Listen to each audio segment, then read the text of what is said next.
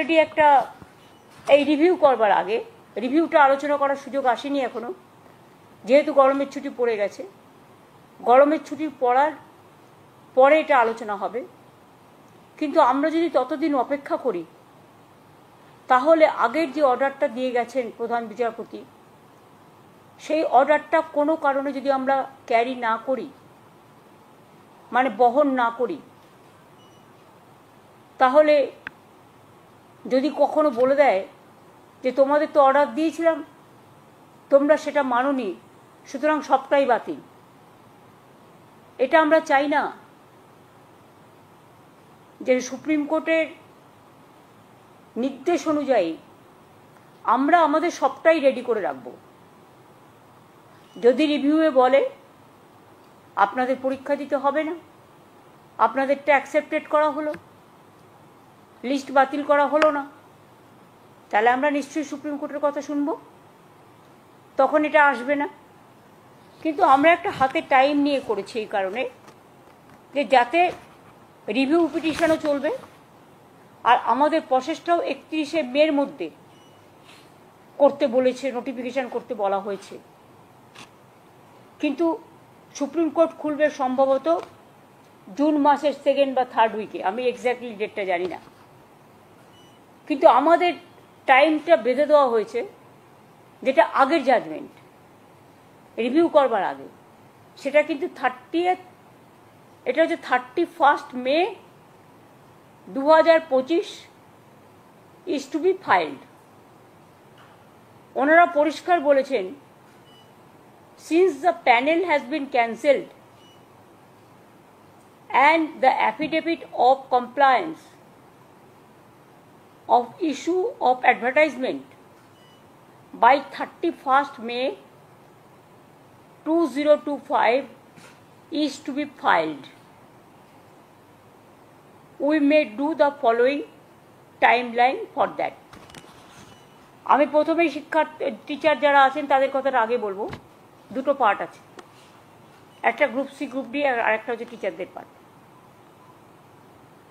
আমি পরিষ্কার বলবো যে দেখুন, এটা আমরা করতে বাধ্য হচ্ছি, আমাদের করার যে ইচ্ছে ছিল মন থেকে তা নয়। আমরা চাই চাকরি হারারা সকলে চাকরি ফিরে পাক, যেটা প্রথম দিন থেকে আমরা বলেছি আপনাদের সাথে আছে। এবার অনেকে ইন্ডিভিজুয়াল চলে গেছেন, তারাও গিয়ে কখনো কখনো কোর্ট থেকে অনেক নেগেটিভ রিপোর্ট চলে আসছে, কিন্তু আমরা সেটা করব না। সেটা করতেই পারে, এটা তাদের অধিকার, যে কোনো কেউ যেতে পারে। কিন্তু আমরা রাজ্য সরকারের পক্ষ থেকে যখন করি, তখন পুরো রাজ্যটাকে নিয়ে করতে হয় এবং সবার স্বার্থটা আমাদের দেখতে হয়। তাই পরিষ্কার করে বলছি, ম্যাটারটা খুব সেন্সিটিভ। প্রেস মিডিয়াকে আমি অনুরোধ করব যে আপনারা দয়া করে কোনো কথা, কোনো লাইন আমাদের ডিস্টর্ট করবেন না এবং নেগেটিভ এবং ন্যারেটিভ দেবেন না, কারণ আমরাও কিন্তু সবটা রেকর্ড করে রাখছি, কারণ সুপ্রিম কোর্ট এটা আমাদের পেশ করতে হতে পারে। সুপ্রিম কোর্টের যেহেতু অর্ডার আছে 31st মের মধ্যে করতে হবে, আমরা এতদিন ধরে অপেক্ষাই করছিলাম।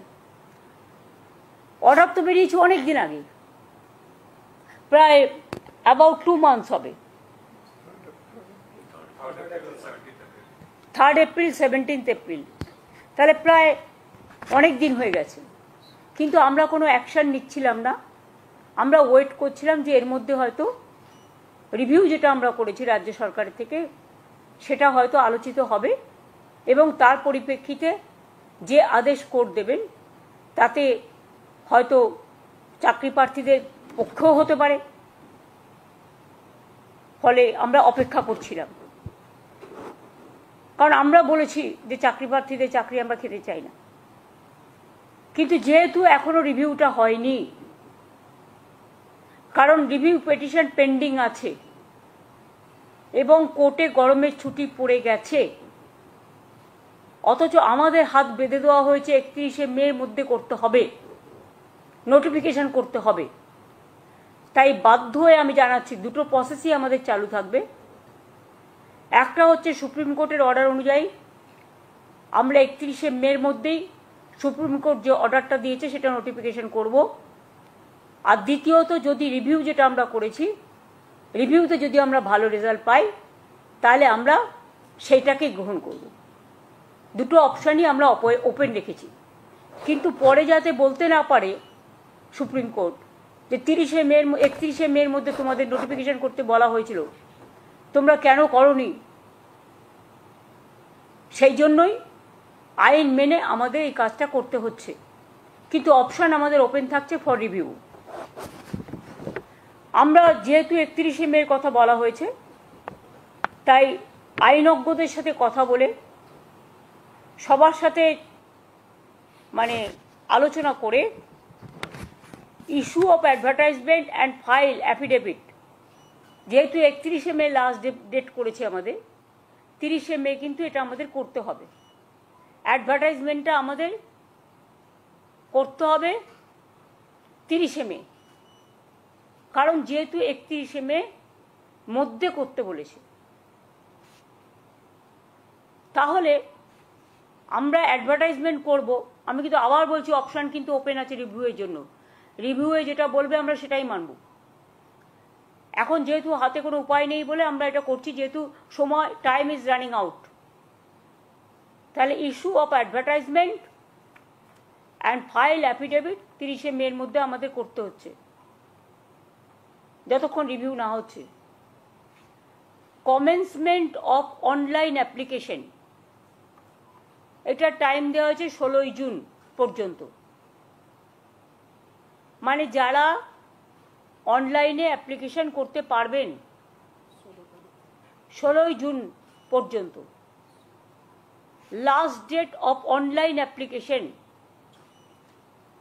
14ই জুলাই করা হয়েছে, হাতে সময় রাখা হয়েছে, যাতে রিভিউ হতে যদি টাইমটা বেশি লাগে, সেই জন্য আমরা ইচ্ছা করেই 2 মাস হাতে টাইম রেখেছি।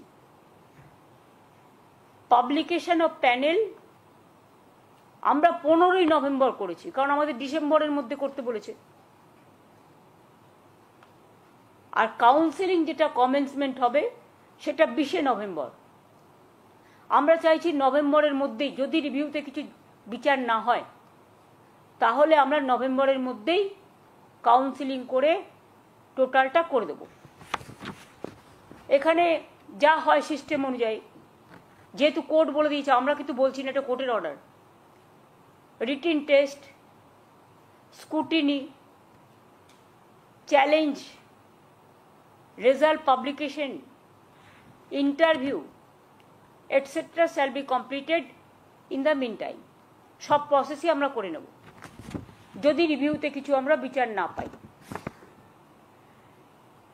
অ্যাডভার্টাইজমেন্ট যেটা করা হবে, advertisement may be made for the 24,203 such posts which have been deemed to be vacant।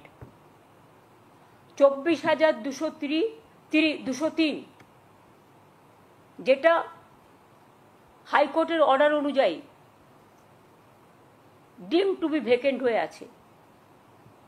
যদিও তারা কাজ করছেন, তারা কাজ করে যান, তারা ডিসেম্বর পর্যন্ত মাইনে তো কনফার্ম করেছেও সুপ্রিম কোর্ট, আমরা তো অ্যাপিল করেছিলাম। সুতরাং তারা বেশি চিন্তা না করে তারা তাদের কাজ করে যান, আর আমাদের কাজও আমরা করে যাব। অ্যাডিশনাল তাছাড়াও এই 24,203 জন টিচার যেটা ভ্যাকেন্ট আছে সেটা সব মিলিয়ে, তাছাড়াও আরও অ্যাডিশনাল আমরা কিছু ভ্যাকেন্সিস ক্রিয়েট করেছি, কারণ আমাদের অনেক খালি পোস্ট আছে। আমি আপনাদের আগেই বলেছি 11,517 ভ্যাকেন্সিস ফর 9 and 10, এটা অ্যাডিশনাল, এবং 6,912 ফর 11 and 12 টিচারদের জন্য এক্সট্রা পোস্টও করা হচ্ছে। আর 571 জনের জন্য গ্রুপ সি এবং 1000 গ্রুপ ডির জন্যও করা হচ্ছে। তাহলে total vacancies propose to B filled up 44,203। মোট ভ্যাকেন্সিস 44,203। ক্লাস 9-10 চাকরিহারাদের নিয়ে 23,212, ক্লাস 11-12 চাকরিহারাদের নিয়ে 12,514, গ্রুপ সি 2,989, গ্রুপ ডি 5,488 এটা রাখা হয়েছে। যারা চাকরি করে এসছেন অথচ বয়স পেরিয়ে গেছে, এরকম তো অনেক কেস আছে। ধরুন ওদের একটা এজ লিমিট আছে, যারা অ্যাপ্লিকেশন করবেন এই চাকরির জন্য, চাকরিহারাদের চাকরি পাওয়ার ক্ষেত্রে, সেখানে তাদের একটা এজ রিল্যাক্সেশন করা হবে, অর্থাৎ তারা যেন প্রত্যেকেই পরীক্ষায় বসতে পারে, বয়সের জন্য সেটা আটকাবে না। তাছাড়াও আমরা আর একটা অ্যাডভান্টেজ দেবো, সেটা ডিটেলস এখনও তৈরি হয়নি। যারা কাজ করেছেন এতদিন তাদের একটা এক্সপিরিয়েন্স অ্যাডভান্টেজও আমরা দেব, যাতে তারা তাদের কর্মস্থানে থেকে যেতে পারে। আর গ্রুপ সি গ্রুপ ডিটা আমি আজকেই বলছি না, যেটা অ্যাডিশনাল পোস্টটা বলে দিলাম, কিন্তু যাদেরটা টাকা ফেরত দেওয়ার কথা বলা হয়েছে এবং যাদের বাতিল করা হয়েছে, তাছাড়াও অনেক টিচাররা আছে যারা বাতিল হয়ে গেছেন, যাদের বলা হয়েছে তোমরা এই পরীক্ষায় বসতে পারবে না, তারা অন্য ডিপার্টমেন্টে জয়েন করতেই পারে, কোর্ট সেটাও বলে দিয়েছে। সুতরাং আমরা এডুকেশন ডিপার্টমেন্টে যেমন আমাদের লোক প্রয়োজন, কারণ ঘন্টা বাজানোর লোকও নেই, রুম পরিষ্কার করার লোকও নেই, তালা বন্ধ করার লোকও নেই এই ঘটনার ফলে, সেই রকম যেমন আমরা অ্যাডিশনাল গ্রুপ সিডি নিচ্ছি, সাথে সাথে যারা এডুকেশন ডিপার্টমেন্টে কাজ করছেন অথচ তাদের সবারটা বাতিল হয়ে গেছে, ম্যাক্সিমামটা বাতিল হয়েছে, গ্রুপ সি গ্রুপ ডি সবটাই, হ্যাঁ, তাহলে ওরা এডুকেশন ডিপার্টমেন্টেও অ্যাপ্লাই করতে পারে। ওরা তাছাড়াও আমরা আরও 3-4টে ডিপার্টমেন্ট অপশান দেবো, কিন্তু সেটা আমরা আলাদা করে নোটিফাই করব, কারণ যেহেতু ওটার সাথে এটার সম্পর্ক নেই। আর আমরা যেহেতু চাই না কারো চাকরি চলে যাক, কেউ ব্যাংক লোন নিয়েছে, কেউ গাড়ির লোন নিয়েছে, কেউ বাড়ির লোন নিয়েছে, কারো বৃদ্ধ বাবা মা আছে, কারো ছেলেমেয়েরা আছে, তাই মানবিকতার স্বার্থে তারা নিশ্চয়ই অ্যাপ্লাই করতে পারে, এডুকেশন ডিপার্টমেন্টেও করতে পারে, এবং তাছাড়া আরও 3-4টে ডিপার্টমেন্ট আমরা দিয়ে দেবো, যাতে যেটা তারা প্রয়োজন মনে করবে সেই নোটিফিকেশানটা আমরা 3-4 দিন পরে করে দেবো। গ্রুপ সি গ্রুপ ডির ক্ষেত্রে আগে টিচারদের নোটিফিকেশানটা হবে 30শে মে, যেহেতু 31শে মে লাস্ট ডেট। আর গ্রুপ সি গ্রুপ ডি যেটা বাতিল করে দিয়েছে যে লিস্ট, তাদের জন্য আমরা অন্য ব্যবস্থা করব, অল্টারনেটিভ দেখব, রিভিউয়ে যদি কিছু হয় বেটার, না হলে আরও যত ডিপার্টমেন্ট আছে সুপ্রিম কোর্ট বলেছে যে আপনারা পোস্ট ক্রিয়েট করে তাদের নিতে পারেন। সুতরাং আমরা 3-4টে ডিপার্টমেন্টকে বেছে নেব, সেটা কথাবার্তা চলছে, আইনজীবীদের পরামর্শও নেওয়া হচ্ছে, এবং সেটা আমরা 31শে মে টিচারদেরটা করার পরে অ্যাফিডেভিট আমরা 3-4 দিন পরে গ্রুপ সি ডিটা আলাদা করে করব, মানে যাদের চাকরি চলে গেছে। আর বাদবাকিটা আমার মনে হয় রিভিউয়ের জন্য আমাদের অপেক্ষা করা উচিত। এখনই একথা বলা উচিত না আমরা পরীক্ষা দেব না, দিচ্ছি না, দিতে পারবো না, তাহলে তো চাকরিটাই থাকবে না। এটা তো আমাদের অর্ডার নয়, এটা সরকারের অর্ডার নয়, এটা আমাদের কিছু উদ্দেশ্য প্রণোদিতভাবে কিছু স্বার্থপর মানুষ গভর্নমেন্ট কোর্টে গিয়ে এটা ক্যান্সেল করেনি লিস্ট, তারা লিস্টটা বাতিল করেছেন তাদের নিজেদের স্বার্থে। আজকে তারা আবার বন্ধু হয়ে ঢোকবার চেষ্টা করছে। আমি শিক্ষার্থীদের বলবো, শিক্ষক শিক্ষিকা গ্রুপ সিডি যারা আছেন আমার কাছে সবাই সমান। সুপ্রিম কোর্টের আদেশ অনুযায়ী আপনারা প্লিজ অপশান 2টাকেও কাজে লাগান, অপশান 1টাকেও কাজে লাগান। অপশান 1 যদি হাত থেকে বেরিয়ে যায়, তারপরে যদি অপশান 2 রিভিউ করেও আমরা যদি বিচার না পাই, তাহলে কিন্তু আপনাদের আর সুযোগ থাকবে না চাকরিটা ফিরে পাওয়ার। আমরা চাই আপনারা চাকরি ফিরে পান। অপশান 1টাও হাতে রাখুন, যথাসময়ে অ্যাপ্লিকেশনটা ফেলে রাখুন, পরীক্ষায় ডাকলে যাবেন। আর আমি আশা করি তার মধ্যে গরমের ছুটি, আমি জানি না কবে খুলবে কোর্ট, দোসরা হাইকোর্ট, সুপ্রিম কোর্টে কবে খুলবে আমি জানি না ঠিক। সুপ্রিম কোর্টে গরমের ছুটিটা শেষ হওয়ার পরেই আমরা রিভিউ পিটিশনটা নিয়ে আবার রেজ করব, এবং তার জন্য অনেকটা টাইমও রাখা হয়েছে যাতে আমরা একটা সুযোগ নিতে পারি। চেষ্টা করবো অন্তত কথা বলার। আমাদের আইনজীবীরা তারা সাধ্যমতো লড়বেন, কিন্তু বিচার তো আমার হাতে নেই, বিচারের দায়িত্ব বিচারপতিদের হাতে। সুতরাং আমরা মানবিকভাবে তুলে ধরব যাতে তাদের লিস্টটা বাতিল করা না হয় এবং তারা যেন চাকরিতে সুযোগ পায়। যেটা করে যাচ্ছে সেটা থেকে যেন বিরত না হয়। আর যদি সেটা নাও হয়, তা সত্ত্বেও আমি বলছি আপনারা স্কুলে যাচ্ছেন যান, ডিসেম্বর পর্যন্ত তো অলরেডি সুপ্রিম কোর্ট বলেই দিয়েছে মাইনে পাবেন। আর তার মধ্যে আপনারা পরীক্ষাটায় বসুন, আপনাদের এজ রিল্যাক্সেশনও করা হচ্ছে, এক্সপিরিয়েন্স ব্যাপারটাও দেখা হচ্ছে। সুতরাং আমি আশা করি আপনারা যথাযথ জায়গায় ফিরে আসার জন্য মর্যাদা সহকারে সসম্মানে নিজেদেরটা রক্ষা করুন। নিশ্চয়ই সুযোগ আসবে, সুযোগটার সদ্ব্যবহার করুন। আমার এইটুকু অনুরোধ থাকলো। এটা আমি বাধ্য হয়ে করলাম, কারণ কোর্টের অর্ডার আমি যদি না মানি তাহলে 26,000 টিচারদের যাদের কেস কোর্টে পড়ে আছে, বাতিল করে দিয়েছে যে লিস্ট, তাতে তারা বিপদে যাতে না পড়েন সেই জন্যই আমাদের অপশান 1 অপশান 2 রাখতে হয়েছে। অপশান 1 এটা কোর্টের ভার্ডিক্ট অনুযায়ী, অপশান 2 আমরা আবার রিভিউ করেছি। আমরা চেষ্টা করব যাতে ওদের না বসতে হয়, যাতে ওদের করতে না হয় সেটা। কিন্তু আমাদের কথাই তো শেষ কথা নয়, আমরা হয়তো একটা চাইছি, ওরা না চাইতেও পারেন। সেক্ষেত্রে আমরা আমাদের সাধ্যমতো চেষ্টা করে যাব। আর তাতেও যদি না হয় অপশান 1-এ যান। ভয় পাচ্ছেন কেন? চাকরি তো করছেন, করে যান না। বাদ বাকি তো সব কিছু আমার পক্ষে বলা সম্ভব নয়, আমাকে আইন মেনেই করতে হবে। কারো 40 বছর পেরিয়ে গেছে, 40 বছর পর্যন্ত চাকরির বয়স, কারো 35 বছর পর্যন্ত চাকরির বয়স। সুতরাং they will get the opportunity. 40 পর্যন্ত মনে হয় এজ আছে, হ্যাঁ 40 পর্যন্ত। যাদের ইভেন 40 পেরিয়েও গেছে তাদেরটাও এজ রিল্যাক্সেশন করা হবে। এটা সুপ্রিম কোর্টের জাজমেন্টেই এক জায়গায় আছে।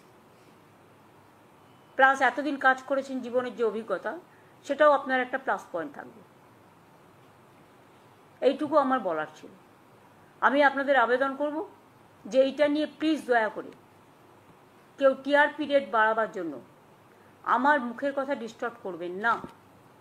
কারণ এটা কিন্তু আমাদের কোর্টকেও প্লেস করতে হবে যে আমরা নোটিফিকেশান করবার আগে প্রেস মিডিয়াকে কনফিডেন্সে নিয়ে এই কথাগুলো বলেছি, এবং তারপরেই আমরা কিন্তু নোটিফিকেশানটা করব। আপনাদের আগে জানালাম, তারপরে আমরা করব। আজকে দেখুন 27 তারিখ হয়ে গেল, তো আমাদেরও তো নোটিফিকেশান করবার জন্য লয়ারদের কনসাল্ট করে, ডিপার্টমেন্টকে কনসাল্ট করে আমাদের কাজটা করতে হবে। সেই জন্য 2 দিন আমরা হাতে রেখেছি। আর তো আমার হাতে টাইম নেই। কিন্তু রিভিউ পিটিশনটা আমরা স্ট্রংলি লড়বো, এটা আপনাদের আমি বলতে পারি। এটাই আজকে বলার ছিল, যাতে সবাই জানতে পারে।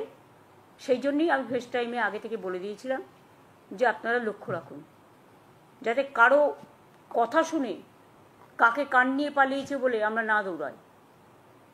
নিজে কানে শুনে নিজস্বভাবে চাকরিটাকে বজায় রাখার জন্য যা যা করার করুন। আমরা আপনাদের সাথে ছিলাম, আছি, থাকবো।